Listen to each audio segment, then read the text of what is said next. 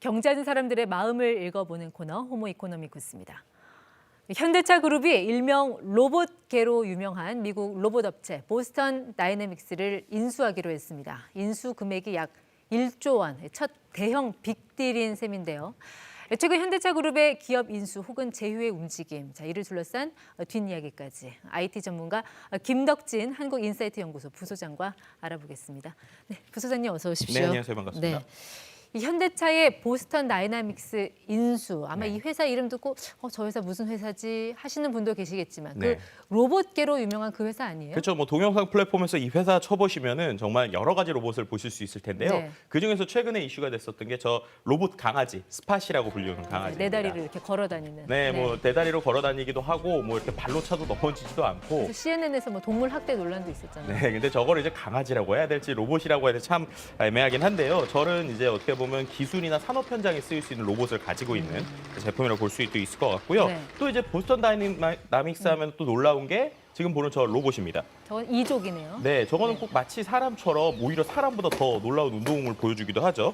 아틀라스라고 하는 로봇인데 네. 2013년에 처음 보여졌고요. 그 이후에 저런 뭐 앞구르기나 뒷구르기 저런 영상들을 2017년, 2018년 네. 계속 올리면서 사람들을 놀라게 하고 있는. 그러니까 기술력으로는 좀 어떻게 보면 압도적인 기술력이라고 할 수 있는 회사라고 볼 수 있을 것 같습니다. 그렇군요. 뭐 오래전부터 인수설은 계속 있었잖아요. 뭐 그렇죠. 하니 많이, 뭐 비싸니 싸니 그러더니 결국 했네요. 뭐 네. 정유선 회장이 2천억 원대 뭐 사재를 털어넣었다고 하는데 네. 그렇게까지 한 이유가 있어요? 네, 실제로 이제 보면은 전체 지분을 산 건 아니고 80%를 이제 우리나라에서 가져온 거죠. 근데 그 네. 중에서 말씀하신 것처럼 정의선 회장이 개인 사재로 한 20% 정도를 가져왔습니다. 네. 근데 그렇게 한 이유는 어떻게 보면 그룹이 이제 어떻게 보면 본격적으로 우리가 미래 사업에 사활을 걸겠다는 걸 보여주는 어떤 상징이라고 볼 수 있을 것 같아요. 단순히 어떤 현대차의 지분만 있는 게 아니라 뭐 현대모비스, 글로비스와 함께 이 정의선 회장 개인으로도 투자했다는 것 자체가 네. 이제 우리는 이쪽으로 미래를 가겠다라는 걸 보여주는 상징적인 모습이라고 볼 수 있을 것 같습니다. 그러니까 우리가 80% 지분을 갖고 왔다고 하셨는데 나머지 20%는 그럼 누가 갖고 있는 건가요? 20%는 판매한 소프트뱅크가 아. 여전히 가지고 있습니다. 여전히. 네.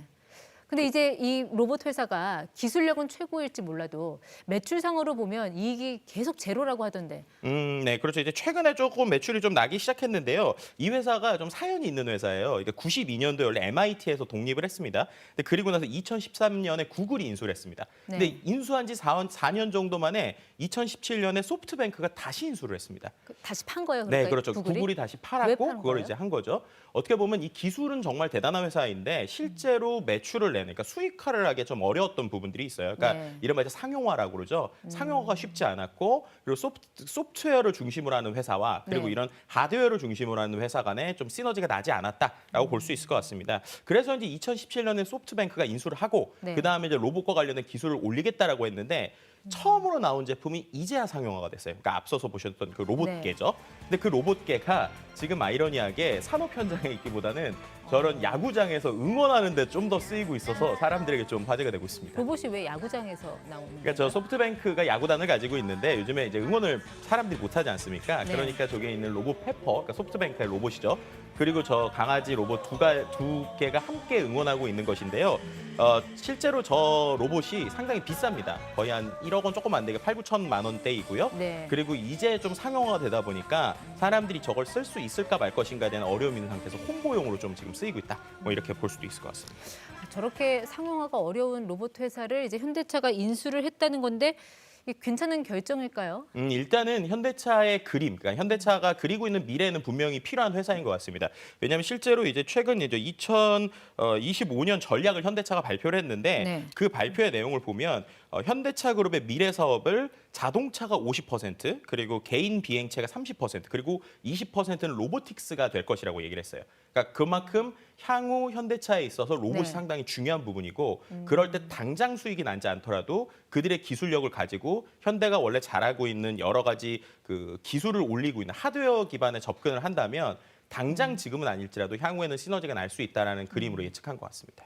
근데 뭐 보스턴 다이넥스 외에도 현대차가 이제 미국 같은 이런 해외 업체들하고 계속 좀 제휴 전략으로 가고 있잖아요. 그렇죠. 네, 이제 보시는 것처럼 정유선 회장이 올해 초에 이 우버 회장을 만난 모습이에요. 네. 나름대로 어떤 사업 부분에서 협력을 하기로 했었는데 그때 그렇죠. 뭐 뒤에 보이는 에어택시라든지 네네네.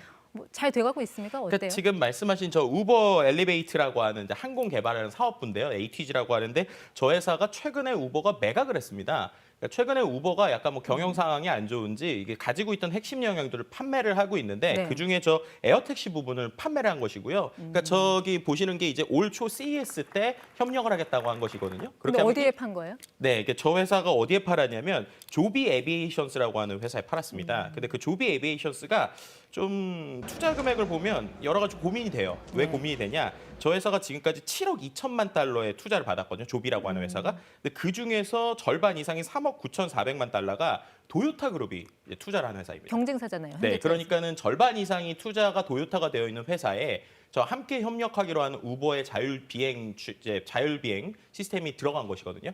그럼 이 입장에서 이제 현대차는 과연 계속 할 것인가 아니면 어떻게 할 것인가 좀 고민이 많아진 상황으로 볼 수 있을 것 같습니다. 이런 뭐 하늘을 나는 택시, 뭐 에어 택시뿐만 아니라 자율주행 사업에서도 우버랑 협력을 하기로 했는데 지금 우버는 또 다시 거기서도 발을 빼고 있는 분위기라면서요. 네, 맞습니다. 이제 실제로 이제 우버의 그 어드밴스 테크놀로지 그룹 ATG가 오로라에 판매가 됐는데요. 이 오로라 정확하게 말하면 판매했다기보다는 오로라의 지분 26%를 우버가 가지고 왔고요. 네. 그리고 한 4천억 정도 또 추가적인 투자를 했습니다. 근데 중요한 거는 이 우버가 가지고 있는 지분, 아까 말씀드린 ATG라고 하는 회사의 지분 중에 일본 도요타, 덴소, 소프트뱅크의 돈이 들어가 있다는 거예요. 거기 도요타가 또 들어가 있어요. 네, 맞습니다. 그러니까는 원래는 지금 오로라라고 하는 회사가 현대차와 지금 제휴를 하려고 하고 있었는데 기술도 독점적으로 쓰기로 했었잖아요. 네, 근데 그 부분에 있어서 어떻게 보면 지금 우버 때문에 도요타의 돈이 이제 어떻게 보면 오로라에 들어갔다라고 지금 표현해 볼 수 있을 것 같습니다. 그러면은 현대차 입장에서는 어쨌든 좀 스텝이 꼬인 상황이잖아요. 네, 왜냐하면은 지금 이 오로라라고 하는 회사한테 2018년에 또 정인호 회장이 직접 오로라의 대표를 만났었거든요. 그만큼이나 이제 집중해서 투자하고 있었고 수소차 개발에서도 이제 같이 하고 있었던 부분이 있었는데 이 부분에서 또 이렇게 지분 구조가 바뀌게 되면 또 향후에 어떤 기술에 대한 지배권 아니면 기술에 대한 우선권 이런 것들에서 좀 고민이 되는 부분도 분명히 존재할 것 같습니다. 뭐 도요차나 현대차나 이런 완성차 업체들이 이렇게 외국의 스타트업들에 주목하는 특별한 이유가 있나요? 기술 때문인가요? 네, 어떻게 보면 정확하게 말씀하셨는데요. 지금 모든 그 완성차들이 기술이 지금 전기차나 자율주행으로 넘어가고 있잖아요. 그렇게 했을 때 다양한 새로운 부품에 있어서는 스타트업들이 잘하고 있는 것들이 있죠. 그럼 네. 스타트업들 입장에서는 오히려 다양한 자율차 회사들과 제휴를 할수록 스타트업 입장에서는 유리하잖아요. 그러다 보니까 그 기술을 갖기 위해서 지금 많은 상용차 기업들이 투자를 하고 있는 상황이고요. 그 입장에서 우리 현대차 입장에서도 다양한 회사들에게 지금 투자를 하고 있고 그 안에서 지분 싸움이 일어나고 있는 상황이다라고 볼 수 있을 것 같습니다. 그런 지분 싸움에서 얼마만큼 내가 내 영역, 내 지분을 확보할 수 있느냐가 가장 관건이 될 것 같은데. 네, 맞습니다. 그런 면에서 볼 때 앞으로 현대차가 좀 어떤 전략으로 가야 된다고 보세요? 일단은 다양한 전략 중에서 지금 가장 집중하고 있는 전기차 전용 뼈대죠. 그러니까 전용 플랫폼이 지금 나왔습니다. 그리고 내년부터 그걸 기반으로 해서 많은 전기차가 나올 것으로 생각되고 있어요. 근데 그 안에도 현대차의 기술 말고도 다양한 어떤 스타트업들, 해외 스타트업들의 기술이 있거든요. 그럼 그 기술부터 잘 방어를 해야 된다라고 이야기를 드리고 싶어요. 그 기술들도 역시 많은 지분들이 해외에서 지금 들어오고 있는 상황이고요. 그 이후에 단계별로 예를 들면 수소차나 비행체, 로봇까지도 이제 기본적으로 나가야 되고 선택과 집중이 좀 어느 때보다 필요한 상황이라고 볼 수 있을 것 같습니다. 네, 이 치열한 이 모빌리티 시장에서 어떻게 잘 그 선택과 집중을 하느냐에 따라서 2, 30년 뒤에 내 모습이 또 결정이 될 수도 있겠네요. 네, 여기까지 듣도록 하겠습니다. 지금까지 호모 이코노미쿠스 김덕진 부소장과 함께했습니다. 고맙습니다. 네, 감사합니다.